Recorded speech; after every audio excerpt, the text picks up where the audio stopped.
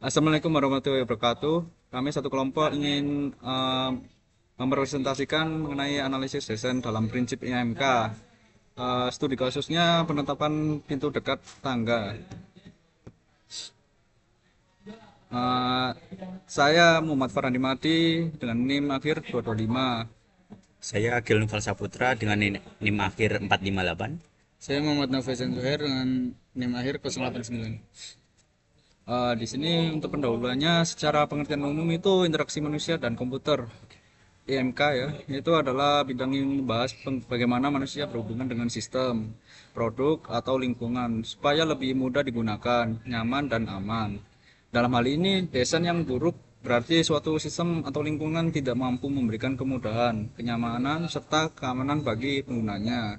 Dan untuk secara pengertian khususnya, itu desain buruk atau bad design adalah rancangan produk, sistem, atau lingkungan yang gagal memenuhi kebutuhan pengguna karena sulit digunakan, tidak efisien, tidak aman, atau membingungkan. Singkatnya, desain buruk mengabaikan prinsip kenyamanan penggunaan dan keamanan sehingga menyulitkan pengguna dalam mencapai tujuannya. Dan untuk alurnya seperti berikut.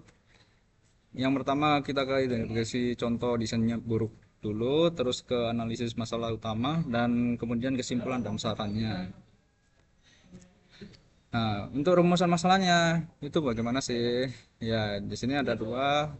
Bagaimana pengaruh penempatan pintu yang langsung menghadap tangga terhadap keselamatan pengguna bangunan? Apa saja potensi bahaya yang timbul dari ketiadaan dinding di pintu tangga? Selanjutnya yaitu ada tujuan. Yang pertama menjelaskan pengertian dan ciri-ciri desain buruk atau bad design. Yang kedua menganalisis dampak desain buruk terhadap kenyamanan, efektivitas dan keamanan pengguna. Dan yang ketiga yaitu memberikan rekomendasi atau solusi perbaikan agar desain lebih sesuai dengan prinsip IMK.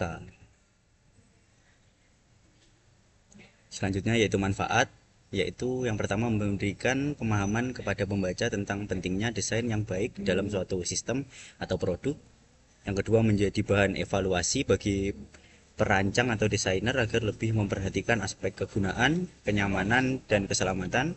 Dan yang ketiga yaitu mendorong terciptanya desain yang lebih ramah pengguna, user friendly, sehingga pengalaman pengguna dapat ditingkatkan.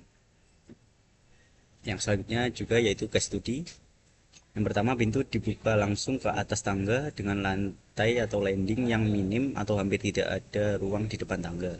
Yang kedua, pintu berayon menghadap ke tangga. Ketika dibuka dapat langsung menghalangi ruang tangga atau bahkan mendorong pengguna keluar dari landing ke anak tangga. Yang ketiga, tidak ada perlindungan handrail atau pagar yang jelas dekat pintu untuk mencegah jatuh apabila seseorang membuka pintu namun belum menyadari posisinya di atas tangga. Dan yang terakhir yaitu potensi tinggi terjadinya kecelakaan, terpleset, jatuh karena kehilangan keseimbangan saat membuka pintu atau saat turun tangga. Kelemahan desain. Jadi bad design di sini tuh yang terlihat dari gambarnya landingnya tidak memadai. Yaitu tempat buat keluar dari kamarnya tidak ada. Dan bad design kedua itu dari soal segi pintu harusnya menghadap ke dalam. Jadi kalau mau dibuka beralihnya ke dalam bukan beralih keluar. Dan di sini juga beresiko tinggi yang bisa menjadi kecelakaan. Simpulannya adalah desain pintu yang terbuka langsung seperti yang gambar yang tadi mengandung risiko terjatuh yang tinggi akibat tidak ada landing yang memadai dan membuat pengguna kehilangan keseimbangan.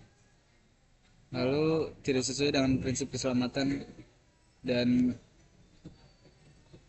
kode bangunan yang mensyaratkan landing aman dan jarak bebas di atas dan bawah anak tangga.